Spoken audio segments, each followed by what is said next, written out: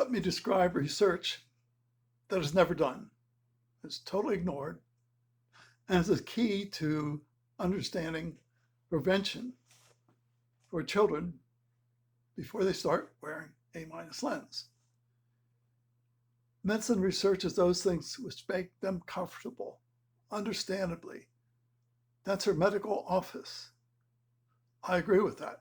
They can't go outside their office and think logically. And I don't blame them for that, but it's a catastrophe. Now, I have relatives and they think of their crazy uncle, I presume, or whatever. In college, electrical engineering, you have time to dream, to think. You're studying control systems, sophisticated control systems. And after 4 years or longer, it becomes clear that all eyes at birth must be sophisticated control systems. They don't have errors. They don't have defects. They have none of those things. They're never like that.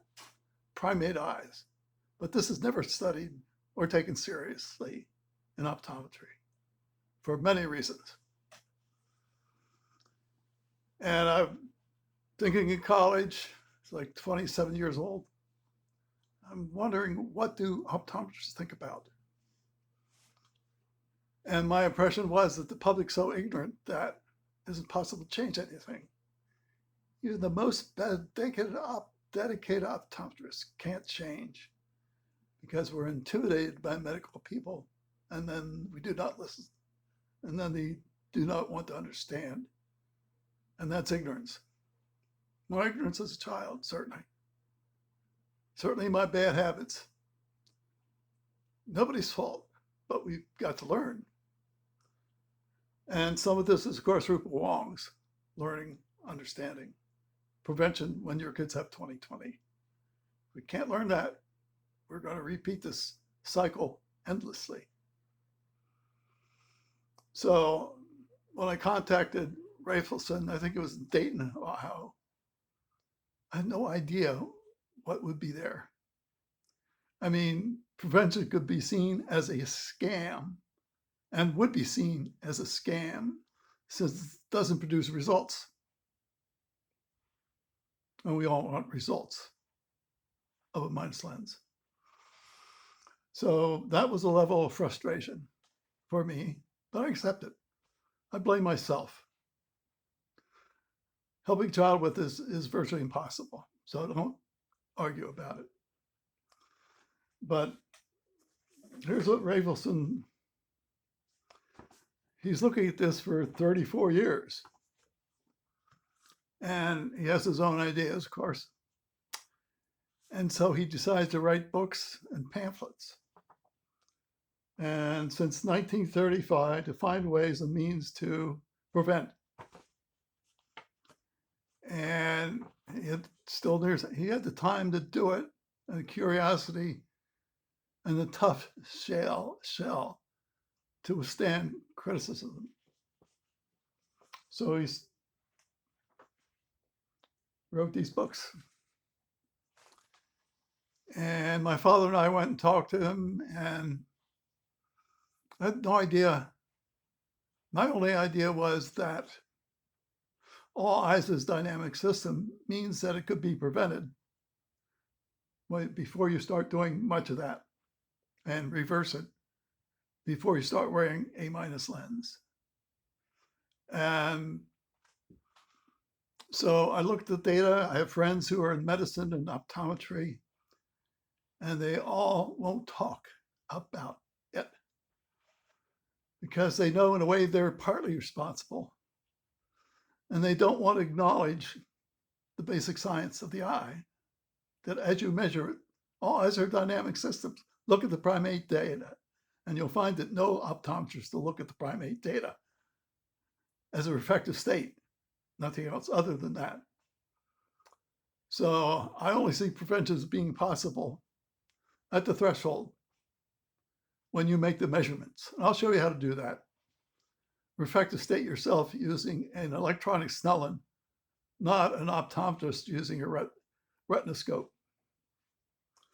So here's something that's never published, never admitted into medical publication, never talked about, totally ignored, but the real reason. Because all eyes control themselves to the average of what you're looking at. Broad-based picture of primate eyes.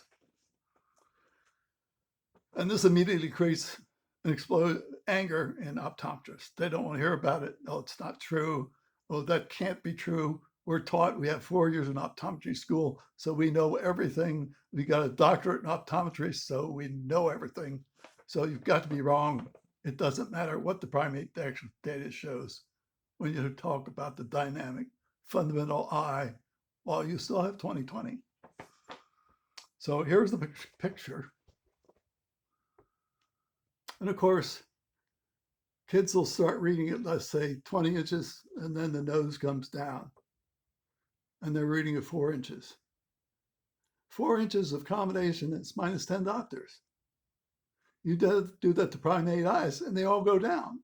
Collectively, entire population of normal eyes go down. But you've got to understand broad perspective of all fundamental eyes measured as a refractive state, not as an error. Chinese, same thing.